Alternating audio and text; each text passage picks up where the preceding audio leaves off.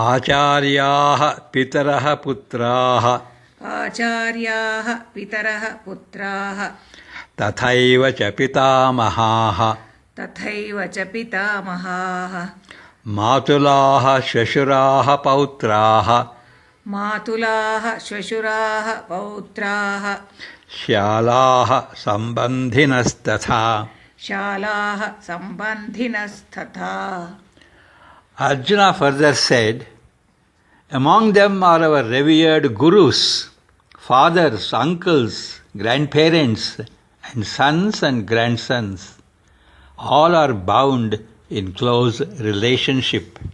ಗುರುಗಳು, ಪಿತರು, ಪುತ್ರರು, ಪಿತಾಮಹರು, ಸೋದರ ಮಾವಂದಿರು, ಮಾವಂದಿರು, ಮೊಮ್ಮಕ್ಕಳು, ಭಾವ ಮೈದುನರು ಮತ್ತು ಇತರ ಬಂಧುಗಳು ಎಷ್ಟೋ ಜನರು ಇಲ್ಲಿ ಇದ್ದಾರೆ.